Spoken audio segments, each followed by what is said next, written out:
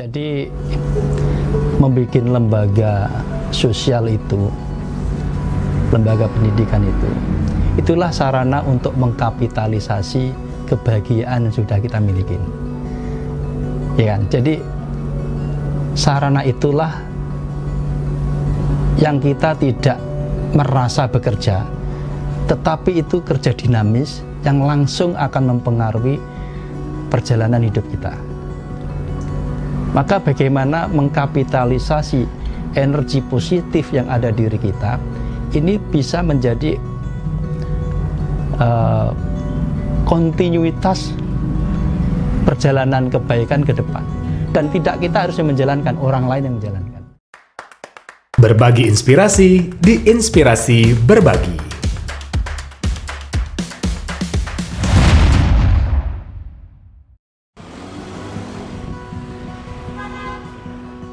Assalamualaikum warahmatullahi wabarakatuh. Halo Sobat Inspirasi, ketemu lagi kita di Inspirasi Berbagi. Sobat Inspirasi, kita akan jalan-jalan sekarang ke daerah Tuban, Kuta, Bali. Kita akan bertemu dengan sosok yang sangat luar biasa, seorang pengusaha yang tidak hanya memikirkan profit, tapi bagaimana bisa membahagiakan orang lain. Seperti apa sih kisah beliau? Kita akan cari tahu selengkapnya di TD Exclusive Teller bersama Bapak Turmudi. Kita akan saksikan selengkapnya hanya di Inspirasi Berbagi. Selamat menyaksikan. Assalamualaikum warahmatullahi wabarakatuh. Saya Turmudi, nama panggilan saya Mudi.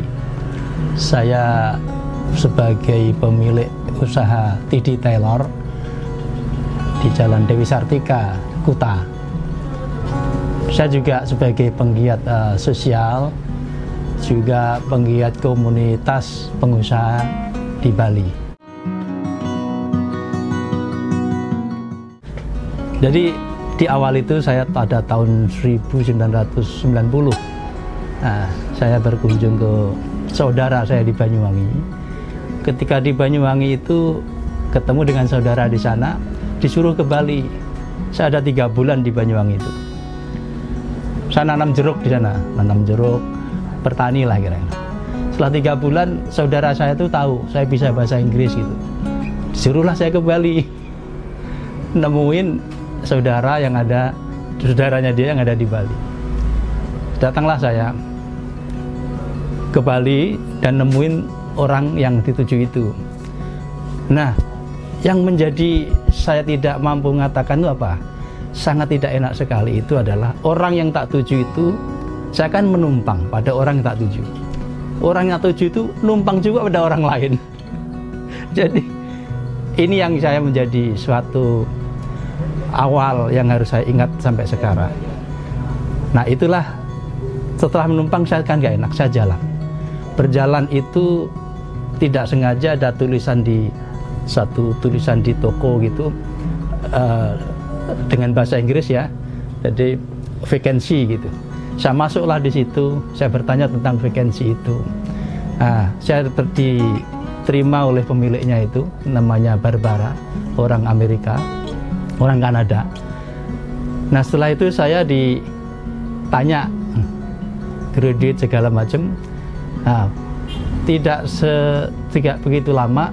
Oke, tomorrow you can work. Saya tidak bisa menjawab itu, terus saya nyata. Karena apa? Saya dari rumah Madiun sana itu tidak pamit untuk merantau, tetapi untuk berkunjung kepada saudara saya di Banyuwangi. Tetapi saya diterima di kerjaan itu. Tapi saya menjawab kepada Barbara itu, pemilik perusahaan itu, sorry, I can start for tomorrow, but next week. It's okay, no problem, next week. Apa alasan itu? Karena saya pulang dulu ke Madiun. Pulang ke Madiun itu izin kepada orang tua saya, bapak dan ibu, bahwa saya mau merantau ke Bali. Saya diterima bekerja di perusahaan leather garment ekspor segala macam. Nah di sana diizinkan. Akhirnya dari Madiun itu saya langsung ke Bali. Nah itu awal-awalnya. Nah berikutnya dari awal itu saya sudah memulai target. Saya tidak mau lama kerja di orang. Di Barbara itu saya kira 1 tahun. Saya memiliki pengalaman tentang leather garment. Setelah itu saya melamar pekerjaan di orang Cina.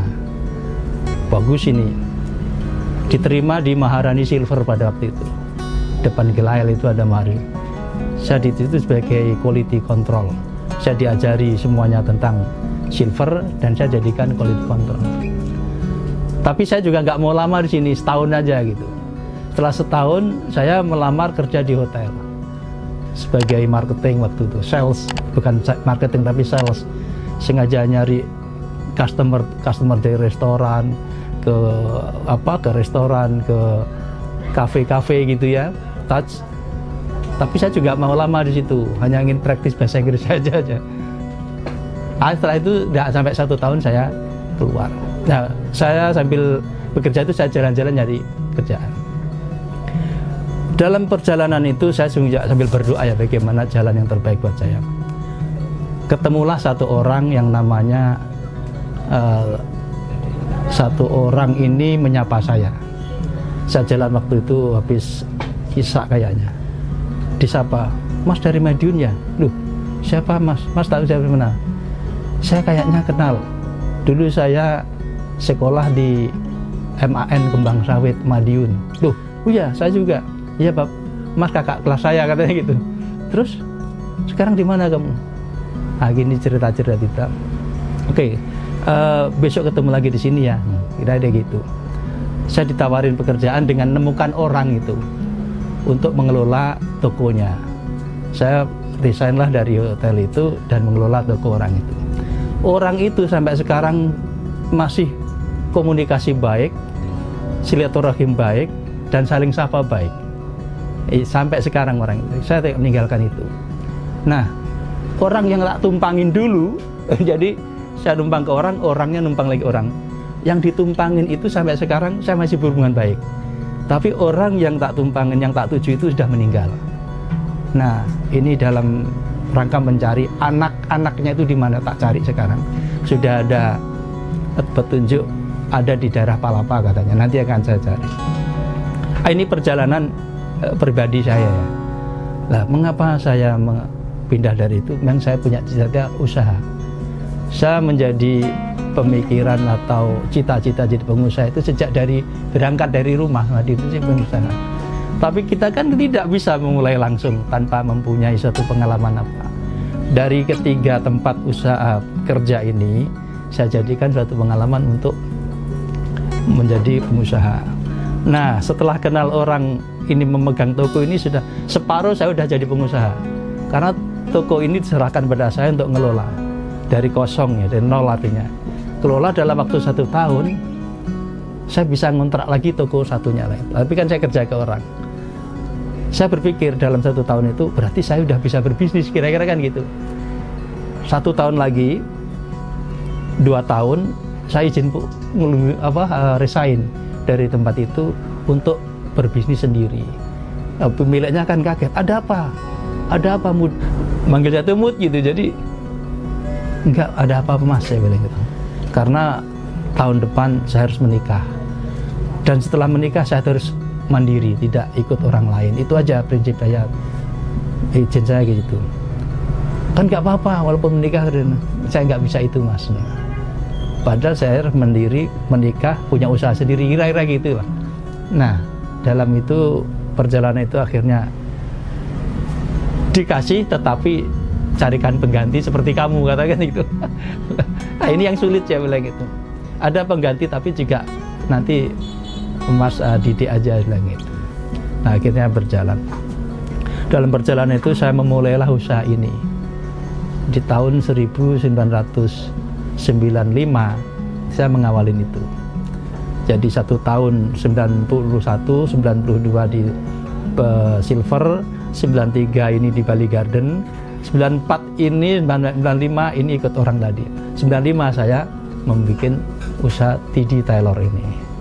Itu saya sewa arcade kecil di Hotel Barirani, Jalan Kartika Plaza itu. Saya bayar bulanan itu.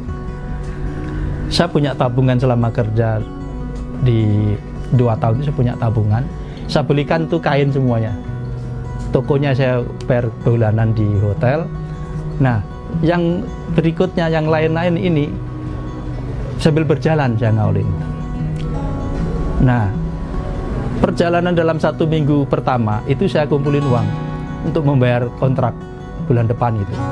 Saya saving money 1 minggu, ya syukur kita dapat, kita simpen. Udah sewa sudah dapat kira-kira gitu. Berikutnya saya mencoba untuk nabung agar ada ke depan nanti bisa mengembangkan usaha kira-kira. Ketika saya dapat 1 minggu itu uang itu langsung saya bayarkan ke hotel. Saya bayar, kan belum tutup tempo Pak, enggak, nanti uangnya hilang, saya bilang gitu. Saya bayar itu, dan saya bekerja. Dalam waktu 1 tahun, syukur saya bisa merenovasi toko itu dalam kondisi layak lah kira-kira itu. Dulu kan cuma ada kain dan ada ruangan saja. Hanya saya bisa ngomong aja kepada klien bahwa saya bisa ini, bisa membuat ini, bikin ini gini. Nah, itu prinsip yang saya berikan pada customer. Saya ngawalin berbisnis ini tidak mempunyai modal apa-apa, kecuali memodal apa yang saya memiliki itu dan kemampuan saya bisa meng-create dari sesuatu yang tidak ada menjadi memberikan pada customer itu dan customer senang. Nah, itu yang tujuan saya. Maka berbisnis itu sesungguhnya bagi saya bukan suatu tujuan. Tujuan pertama saya yaitu bagaimana membuat orang itu senang. Bisnis ini bagian daripada sarana untuk menyenangkan orang. Jadi kalau kita orang datang membeli produk kita, pulang tuh dalam kondisi harus jabat tangan, kamu senang? Iya, I'm happy. Kalau nggak bilang happy dan tidak senang, beban bagi kita. Tujuan saya gagal. Soal nanti ada bisnis itu berkembang dan tidak, dari ini dulu. Nah, ketika orang pulang dan senang, orang ini tidak akan pernah lupa dengan kita dan akan ngomong pada orang lain. Dulu kan belum ada ini, Mas. Belum ada WhatsApp, belum ada internet, belum. Jadi kalau ada apa-apa itu baru saya nulis kabar pada rumah tuh, malah nulis postcard itu kita tulis 1 minggu berdatang. Nah, maka kalau dengan cara dulu diterapkan pada sekarang itu ketinggalan. Tetapi dulu saya melakukan masih seperti itu gitu. Orang ngomong lagi dengan orang ngomong lagi dengan orang, akhirnya ya syukur kita usahanya berjalan. Dalam waktu 2 tahun itu saya kontrak tempat lebih besar. Di Jalan Kartika Plaza itu ada toko kosong gitu, saya kontrak. Setelah itu saya renovasi jadi besar, saya cari karyawan teller banyak, ada 15 orang waktu itu. Saya merasa sudah usaha yang harus saya geluti untuk menjadikan sumber fasilitas penghidupan saya, kira-kira gitu. Tantangan yang saya alami nggak begitu signifikan menurut saya, tetapi setiap perjalanan itu pasti ada tantangannya. Contohnya ketika kita baru memperpanjang kontrak, terus ada bom, nah, itu kan suatu tantangan itu. Dan itu tidak bisa kita jawab dengan suatu retorika berpikir atau semacam hanya kata-kata, kan nggak bisa. Itu melakukan sesuatu. Dari itulah saya mengkapitalisasi untuk mengumpulkan teman-teman itu ketika waktu itu. Nah, tantangan saya adalah secara pribadi ya. Tantangan yang paling berat itu adalah bagaimana mengondisikan suatu keluarga ini dengan satu tujuan yang sama. Itu paling berat bagi saya. Karena gimana saya meyakinkan pada keluarga, khususnya istri saya dan anak-anak saya, dan anak istri dan anak saya bisa menjadi suatu yang satu tujuan dengan saya, itu sangat penting. Karena apa? Ini dengan jangka yang panjang yang harus saya ajak terus. Nah, ini tantangannya. Kesuksesan dalam berbisnis itu adalah separuh ada di situ. Ada di dukungan keluarga. Berbisnis, berjuang dalam masyarakat, mau berbuat sosial, itu kalau nggak ada dukungan dari keluarga itu nggak bisa. Itu tantangan aja di situ menurut saya. Bagaimana anak-anak bisa nurut dengan kita, istri juga sependapat, sepaham, satu tujuan. Ini dulu diselesaikan. Setelah itu kita ajak masuk di ruang yang baru. Jadi ini bagi saya di situ. Nggak ada tantangan yang signifikan bagi saya.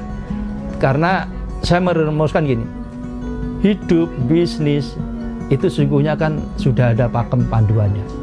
Hidup itu gampang bagi orang yang mengikuti panduan. Sulit bagi orang yang tidak mengikuti panduan. Kalau kita ikuti panduan, nggak ada sesuatu yang sulit.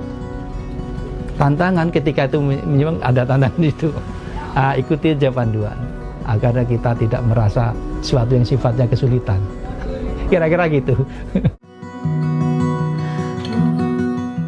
Gini Mas, setiap orang itu sudah memiliki suatu DNA, baik DNA fisik maupun DNA nasib, kira-kira kan gitu. Fisik ya secara teori kan DNA itu kan cetak biru regenerasi, kira-kira kan gitu, keturunan secara manual regeneration. Tetapi di dalam DNA fisik itu ada DNA nasib, DNA takdir. Nah, saya tidak melihat potensi pribadi saya pada orang lain. Itu saya yakini. Karena Sang Pencipta sudah memberikan DNA yang spesial buat saya. Spesial saya tidak akan ada di dirinya Mas Oman. Spesialnya Mas Oman tidak ada di dirinya saya. Dan setiap orang seperti itu. Setiap orang memiliki DNA, tapi setiap orang mempunyai perbedaan. Secara wajahnya kita udah berbeda. Makanan kita sama pun wajah fisik kelihatan beda. Itu juga nasib. Maka menurut saya adalah DNA nasib ini adalah kita tekuni sendiri, kita gali sendiri, kita ikuti aja irama yang ada di diri kita. Asal itu adalah suatu petunjuk dari DNA kehidupan yang secara menyeluruh. Kan DNA kehidupan itu melingkupi aturan secara manusia dan aturan secara agama, kira-kira. Dua-duanya itu jangan sampai menyimpang.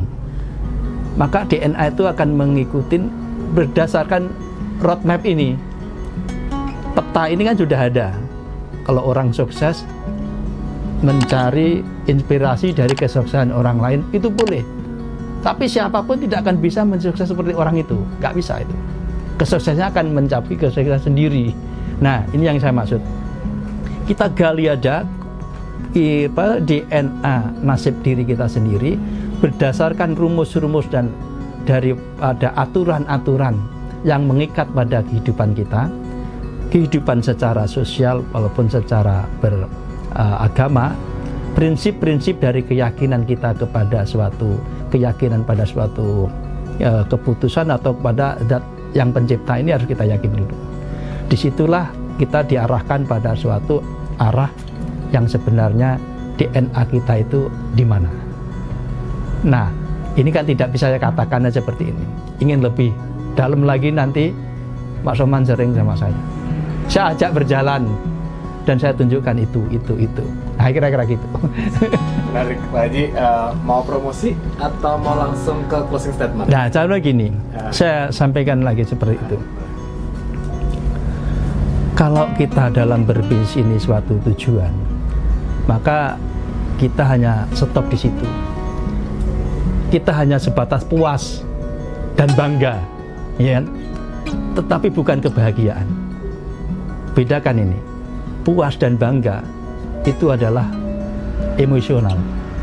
Kebahagiaan itu adalah suatu yang tidak bisa kita samakan dengan suatu yang sifatnya emosional ini. Dan kebahagiaan itu yang dicari semua orang. Jangan salah nanti bisnis itu mencari profit. Iya, itu tapi tidak di situ. Atau beberapa motivator yang bahkan saya mengenal banyak motivator itu pandai dalam memberikan konsep, memberikan teknik. Tapi saya lihat pernah ada motivator seperti nggak punya bisnis. Dia bisnisnya adalah motivator itu. Nah, ini menarik bagi saya, masuk pada diri saya. Oh, ini hanya bisa sebuah teori. Teori itu sedikit, tapi kalau kita praktek langsung, itu akan mendapatkan suatu realita. Ya, Sobat Inspirasi, sebagai kesimpulan yang saya ceritakan tadi, berbisnislah dan jadilah bisnis itu sebagai sarana untuk mencapai kebahagiaan. Kebahagiaan yang lebih panjang, kebahagiaan di dunia dan kebahagiaan di akhirat. Jika ini kita laluin sebagai sarana, insya Allah jalan itu akan menjadi sebuah kesimpulan yang terbaik. Begitu kira-kira. Assalamualaikum warahmatullahi wabarakatuh. Sobat Inspirasi, dari Bapak Turmudi kita bisa belajar banyak bahwa setiap kita memiliki dua DNA, yaitu DNA fisik dan DNA nasib atau takdir. Bagaimana kita bisa menjalankan DNA nasib dan takdir ini adalah dengan menyebarkan energi positif, supaya kita mendapatkan energi positif lainnya dari orang lain. Rezeki pun seperti itu. Ketika kita berbuat baik dengan orang lain, maka rezeki-rezeki yang banyak pun datang dari segala arah. Jadi semoga Sobat Inspirasi dapat mengambil hikmah dan juga insight yang banyak dari Pak Turmudi, dan kita bisa aplikasikan di kehidupan kita maupun di tempat kerja kita masing-masing. Tentunya jangan lupa untuk subscribe, like, comment, share dari Inspirasi Berbagi, dan juga sebarkan sebanyak-banyaknya di teman-teman yang lain di Inspirasi Berbagi. Kita akan ketemu lagi di episode berikutnya. Saya Oman Radio Nur pamit. Wassalamualaikum warahmatullahi wabarakatuh. Sampai jumpa. Berbagi inspirasi di Inspirasi Berbagi.